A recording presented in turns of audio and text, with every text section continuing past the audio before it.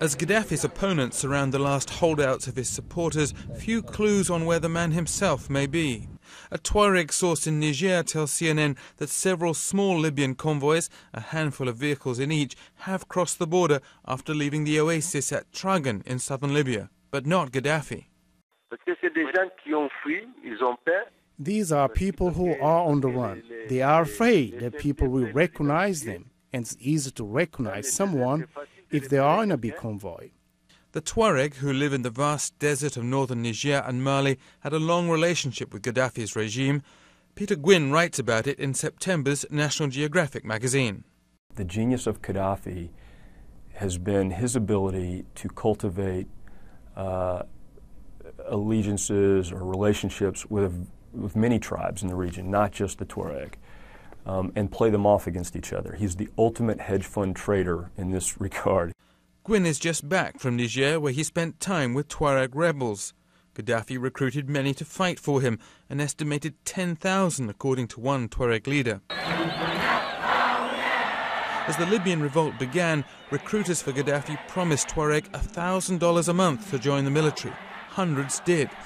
Gwynn recently met one of those fighters who had returned here to the city of Timbuktu in Mali.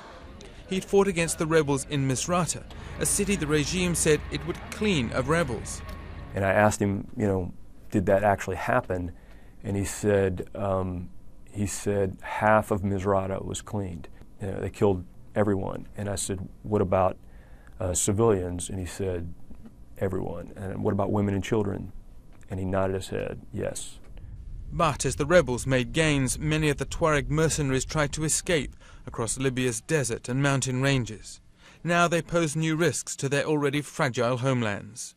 Weapons are coming out of Libya, and not just AK-47s and small arms, but also, people are talking about surface-to-air missiles. Gwynn says the Libyan revolution is a tsunami for the region.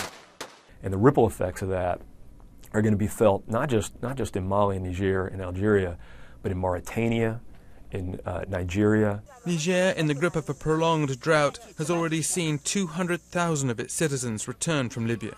And it has a growing problem with Al-Qaeda in the Islamic Maghreb, a group that's made money by kidnapping Europeans and is building up an arsenal. Tuareg leaders fear Al-Qaeda may exploit renewed instability in the Sahel. Al-Qaeda is a great problem. So to calm down the Libyan who fought, we are telling them that Niger is doing this for humanitarian reasons. If you don't help them, then Al-Qaeda will take them.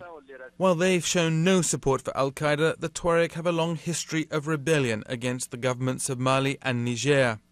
The Niger Tuareg say they've been neglected and marginalized, while the government has made millions out of uranium mined from their land. Now their sponsor is gone, and their future's more uncertain than ever. Tim Lister, CNN, Atlanta.